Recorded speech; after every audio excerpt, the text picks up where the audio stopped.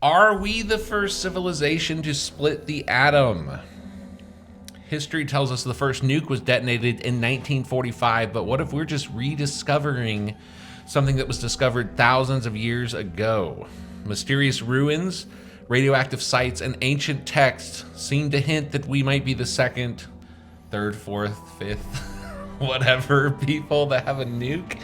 What if ancient prehumans or a lost human civilization obliterated themselves in a global nuclear war? And what if we have chilling evidence of these facts? This is MKUSAL. You ready for No. nuclear war talk? No. Hey, if we survive this whole era of history we're in, we might be the me and you might be the new rebuilders. We might be third generation and fourth generation nuclear war humans. I don't want to. I don't want to repopulate the earth. Listen to you. You don't want to live in a garden or a cave. All I do is make goo. Yeah, everybody always says it's a man's world, but you know, look at the story of Noah, dude. All that guy was just a goo factory. It's these talks that keep our channel back, but we refuse to stop. Let's start with the radioactive ruins of the Indus Valley. This is maybe one of the most famous ones. It's called the Mohenjo-Daro. The Mohenjo-Daro is one of the largest cities in the Indus Valley civilization, 2600 to 1900 BC. It was suddenly abandoned with no clear cause. Skeletons have been found there lying face down in the streets with no signs of violent struggle or burial practices. And some of these bodies have been measured with 50 times the normal radiation levels of bones, a phenomenon not found in any other ancient site. David Davenport, an English researcher, found evidence of intense heat melting stone and brick in the same site, similar to the effect seen in nuclear tests. Experts say that the heat necessary to fuse such materials would exceed, I'm going to do Fahrenheit here, 2,732 degrees. And the only natural phenomenon capable of such temperatures would be a nuclear explosion. Now, in Hiroshima and Nagasaki, victims were vaporized instantly, leaving only shadows on the ground. Some of the skeletons at Mohenjo-Daro have similar burn patterns. The top layer of the site appears to have been blast charred, while lower levels are intact, which suggests an airborne explosion, a hallmark of nuclear detonations. That's hotter than... That happened in Hiroshima or Nagasaki, maybe both, but like the ceramic tiles were melted. Mm-hmm. And like a kiln temperature for brick kilns is 2,400. That's like cement kilns, which I don't know anything about. Oh, which would probably be the most advanced technology.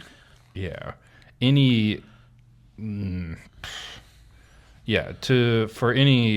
anything below that, I don't think you can get those temperatures from there's not enough fuel to like burn trees to get that hot. It would have to be instant to create those shadows. Yes. And to melt and to to fuse stone into glass. Anyway, I looked up other historical events that happened between 2500 and 2000 BC. The city-state of Ur was flourishing around 2500 BC. Ur is where King Gilgamesh ruled. Ur, also in the Bible, that's where Abraham came from. Oh, fuck, okay. That's how ancient this is. This is pre-Judaism. This is pre-Moses. Let's do the far side of that. 1900 BC, the city of Babylon rises in prominence under the Amorites, and Hammurabi's reign was in the 18th century. This is pre-Hammurabi. It's a long time ago. At 2500 BC, Stonehenge was being constructed in Britain. This is the Stone Age. That is an odd detail, though, that Stonehenge happened around the same time. Yeah. I mean, that would tend to be the end or beginning of an advanced civilization. It feels like those types of things, like Stonehenge, would be the end. Like, we need to leave a legacy. Yes. And we need to make it last thousands and thousands of years to, like, hopefully save someone in the future. To tell them something. Yeah. And it has to be really, yes. Because you wouldn't, like, you would think, like, that would be, like, on the upward slope of the rise of technology and knowledge. And it wouldn't be at the beginning and then, like...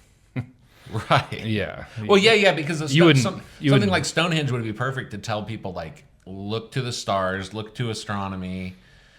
The moon is hollow and made it. It would be perfect to teach people. Also, around this time period, supposedly the wheel was invented for the first time. Yeah. Sorry, keep going. Well, it's just a strange series of events. It is. Yeah. It's an odd... I wonder how many of these great... Like, when were the pyramids supposedly built? I think the pyramids were before. Oh, around 2500. Oh. Interesting. The pyramids and Stonehenge. Oh, wow. Also in Egyptian history, between those two events, the Old Kingdom, the big one, like Egypt was king of the world, collapsed due to droughts, economic decline, etc. So was there a nuclear war? What do they call it? What do they call it after the war? There's the big cloud that nuclear winter. Yeah, winter. So let's say there was a nuclear war in India. It would cause a nuclear winter. It would block out the sun. It would disrupt weather patterns. Oh, it might lead to people thinking it's the end of the world, or constructing things like Stonehenge, constructing things like the pyramids to say, hey, we were here. Or as we know, the pyramids were a power plant. Maybe they needed the power plant in the rain because there was a freaking drought. It did generate weather around the pyramid. You hear about these conspiracies or these things kind of in isolation. Yes. You don't hear about them like, why is all this stuff happening around the same time? Let's see here. That's Mesopotamia. Indus Valley. Let's see here. I want to see what was happening in China. A bunch of floods. A bunch of floods in China. A moment of upheaval, what we consider the beginning of civilization. And Gilgamesh and Abraham and stuff coming right on the edge of this nuclear war. I wonder that a lot of times about the Bible when they say like, oh, this person came from this mythical city, or Sodom and Gomorrah. It wasn't right. Okay, let's see. Around what year did Sodom and Gomorrah happen? Because that's oftentimes considered, and I'm sure we're going to get into it, that's oftentimes considered a nuclear event, right? Mm-hmm. I mean... Yes. Oh.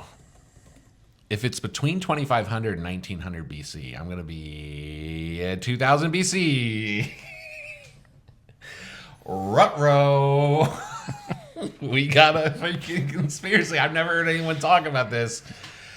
So we built all these monuments kind of at the end, or when we knew stuff was ending. The Tower of Babylon, the pyramids, Yes. Yeah. The pyramids, the Stonehenge, and then there's evidence of a nuclear war following droughts, famine. I think we're starting to write a little history here of that would have been around 4,000 years ago, a very interesting time in human history. Ruh-roh. Okay, let's move on. Vitrified cities. The nuclear test sites of the ancient world. What is this phenomenon? In Scotland, Turkey, India, and the Middle East, there are ruins where stone walls have been melted into glass, a process called vitrification. That requires temperatures of about 2,900 degrees Fahrenheit, only possible in modern times through nuclear bombs. Here are some sites like Hambakor in Syria show layers of vitrified materials buried under a millennia of sediment, suggesting it predates recorded history. The hill forts in Scotland, over 60 ancient fortresses have vitrified walls, and mainstream archaeologists cannot explain how they were melted. Babylon and Sumerian cities have layers of vitrified rock underneath newer settlements, suggesting they were building on the ruins. Sodom and Gomorrah. The Bible describes the cities as destroyed by fire and brimstone from the sky. The site of Tal el Hammam in Jordan has been discovered with high temperature destruction that matches nuclear or meteor strike. The temperatures there exceed 4,000 degrees Fahrenheit based on the chemical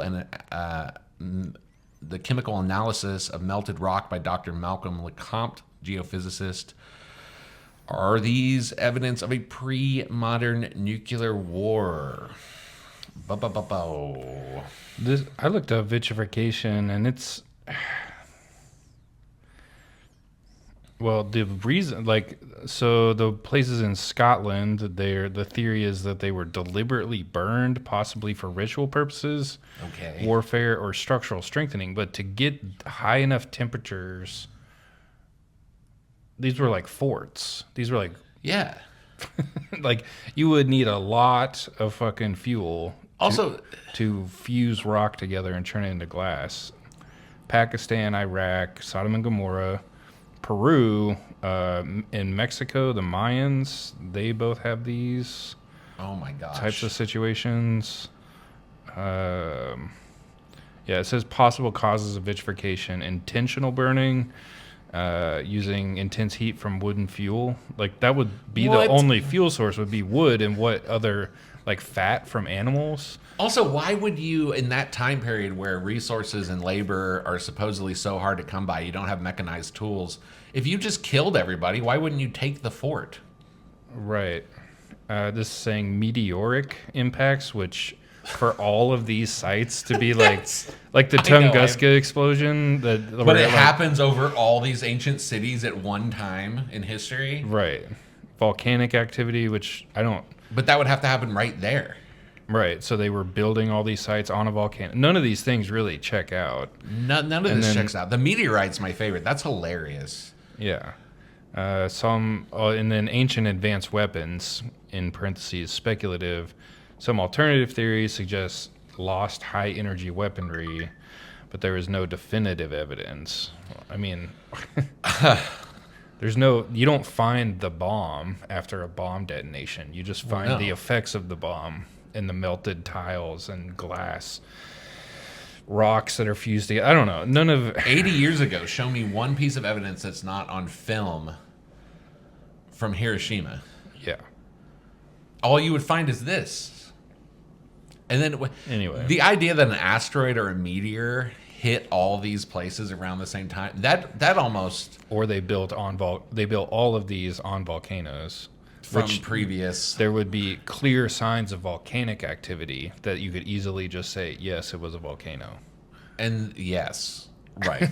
Like, they wouldn't be like, why is this mystery happening? Oh, there's a volcano underneath right. it. If ancient humans just love to build right on volcanoes for some reason, that would be accepted fact. We wouldn't have this show. We wouldn't have this mystery. Yeah.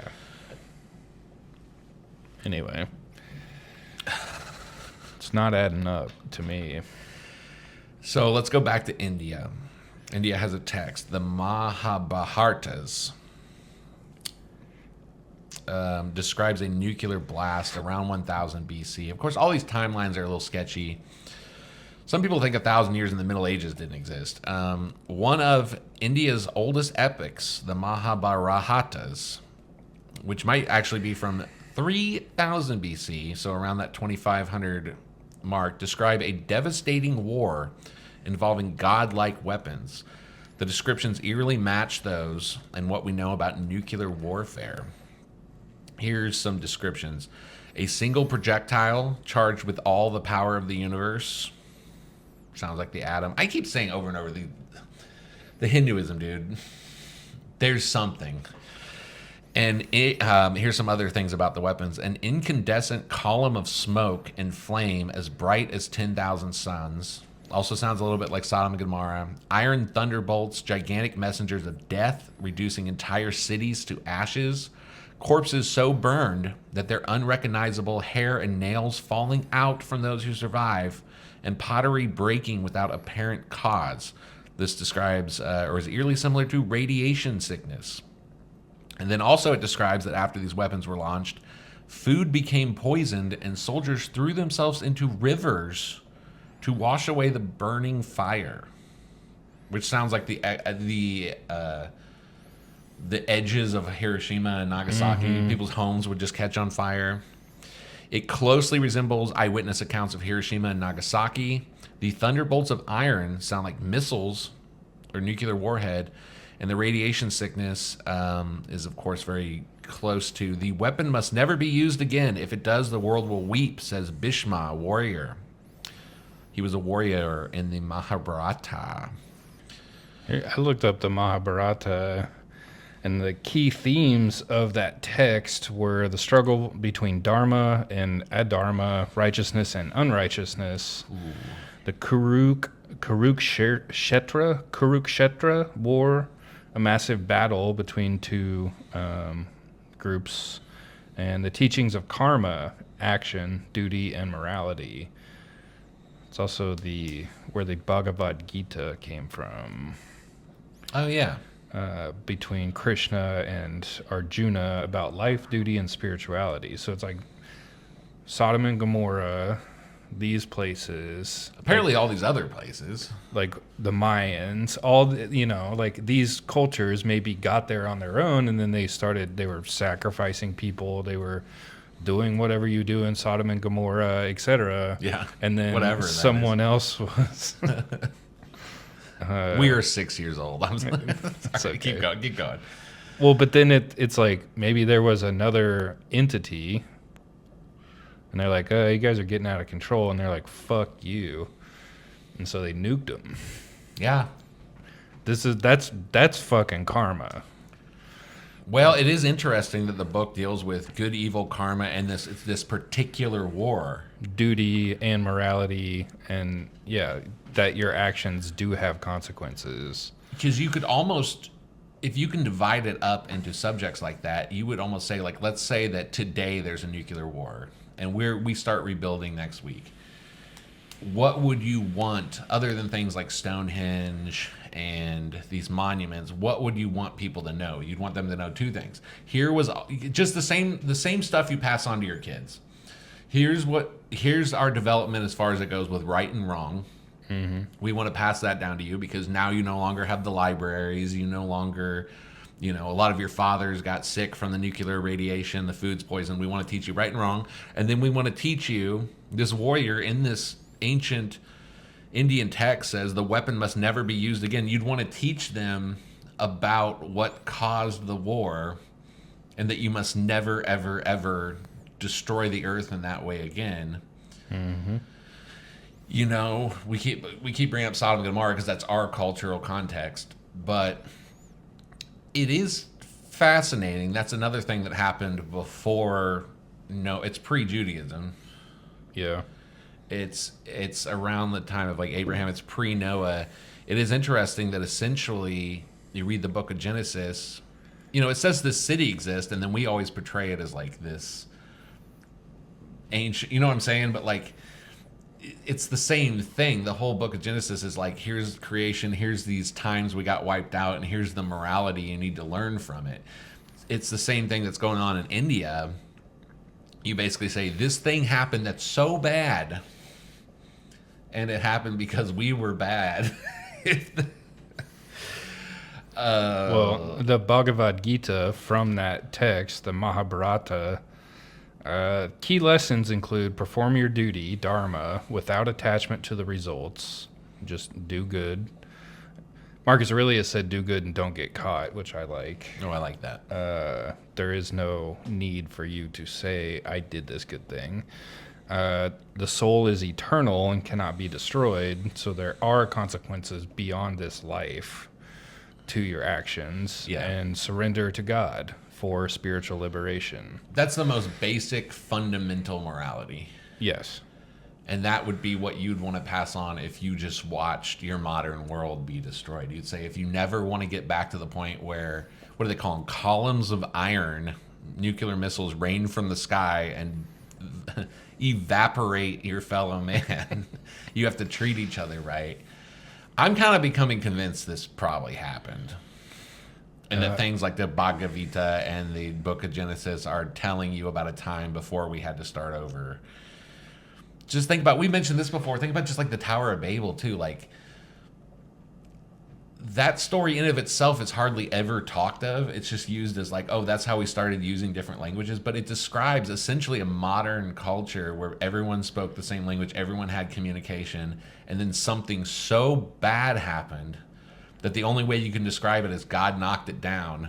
Well, that's how and scattered everybody. All right, that's how I would take it. Is we were trying to play God. We were acting without humility, and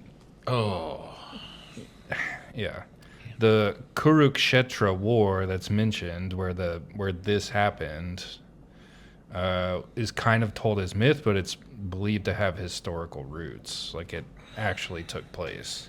Everything becomes myth, right? With enough time. Yes. Which is in like how you would tell a story, the details become less and less relevant after 10 generations, after 20, 100. Like you just need the moral, you just need the lesson of the story. So there's, well, also like, you know, they would have no reference, and you don't have to have a date for it to be more or less true. Yes. It simply is true or not. You know, like if the nuclear war starts tomorrow, we had to rebuild. We wouldn't write great. I wouldn't be like, oh, and then my mom and give her name, you know, and then she or like raised there was a thing called the drive-through window. Yes, none of that.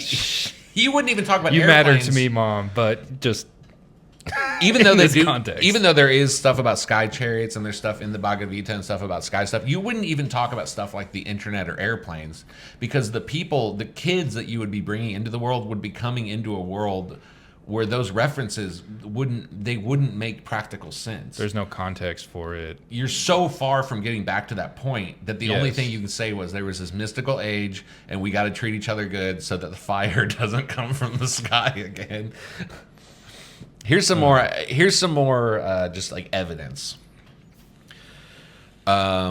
Ancient desert glass and radioactive craters in Libya, in the Saharan desert. There's massive fields of yellow-green glass that stretch for miles.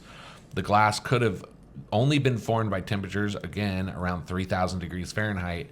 The same way nuclear explosions create trinitite, the glass at modern test sites. The glass was even used in the burial mask of Pharaoh Tutankhamun. Then there are craters. Oh, wait, what? I guess the burial mask of King Tut has this glass in it? That's made by nuclear explosions. Oh, well, there you go. There is a radioactive zone near Jodhpur in Rajasthan, India, which has high radiation levels and was once the site of an ancient city now buried under sand. There's also the Lomar crater in India, where some experts believe a 50,000-year-old crater has has radiation anomalies consistent with nuclear detonation. Also, wouldn't that mess with like our dating? Correct me if I'm wrong, but we do like this radiocarbon dating. I don't know exactly. I do know that all radioactive material has a half-life. So if something has the material, you can tell by how much energy it's giving off, how old it is. Yeah. But I don't know. I don't know. Okay. I don't. I just wonder if maybe that was like the first time and all this Indian stuff is the second time and now we're getting ready for the third time. The Silurian hypothesis. Scientists like Dr. Jason Wright from Penn State University have proposed the Silurian hypothesis that suggests if an advanced civilization existed millions of years ago, its traces would have eroded or been buried under tectonic activity. Nuclear war, climate collapse, and other self-inflicted disasters could explain why we see scattered high radiation zones, but no clear historical record. Carl Sagan once suggested that Mars may have had a civilization that nuked itself into extinction. Could the same thing have happened on Earth? Dr. Jason Wright said, if an advanced civilization lived 100,000 years ago, we might never find definitive proof. Their cities would be buried, their technology corroded, and their stories forgotten, or mostly forgotten. This is saying NASA studied the Libyan desert glass due to its similarities to impact glass found on the moon and Mars. And there could be both. There could be, this glass could be created in certain areas by meteorites. But again, we go back to what we were talking about 20 minutes ago. How many places are getting hit by meteorites? Right. You know, I've heard Sodom and Gomorrah be described as, oh, that was an asteroid or something. It's like, these cities were big, but we do have archaeological records. They weren't that big. They weren't the entire Saharan desert or the entire, you know what I mean? Like, right. How often in the recorded human history, I think you pretty much just have the Tunguska event, right? Yep. Might be the only recorded time, and that happened out in the middle of the wilderness. What are the odds that all these things would just hit these cities? I think about in things like this where there's on one side an attempt to explain it purely through the lens of science, and then the other side that it was a civil, and you know. Yeah, but the one thing they can't accept is this prehistory thing. Yeah. But it makes me think of a quote. I'm a photographer, so I think in these terms a lot. It's like the frame defines the picture. So like when you're looking at something, if the frame is too small, you don't see the whole picture, and the frame is too big. This is just very like distilled version of this, but like if the frame's too big, there's things in the picture that aren't part of it, right? But they're within the frame, so it's like. It's just like you are choosing the perspective based on how you frame it. That like defines your perspective of the picture as much as the picture itself. Wow. So like we've gotten criticism for being too Christian or too religious, but that's just the perspective, you know. That's why I said like our civilization, our perspective. Yeah, that's our cultural reference to ancient times and ancient wisdom, and we grew up, you know. If I grew up in New Delhi, I would. I'm not Hindu. Yeah, exactly. Yeah. I'm not Hindu, so like that's the language I use. But you go back and look, and there are parallels in all these old texts at like a core morality or like a base morality. And then stories, myths, whatever you want to call it, from wherever you're looking. There's something about the Indus Valley. Define the language you use about it. So, right. And it doesn't mean that if we use a certain language that is the correct. It's just how we are. Yeah. If you have like a big frame that sticks way out, you can't see it from the side. You can only see it from the front, etc. If it's on the wall, you're like, well, is this piece of the wall or is it just the photo? You know, it's all these like philosophical things that come up when. Anyway. Yeah, I'm with you. Well, was that your final thought? That's kind of my final thought. Okay, I like it. Yeah, the frame defines the picture. Well, what do you think? Was there an ancient nuclear war? Hit us up, like and subscribe. We love you.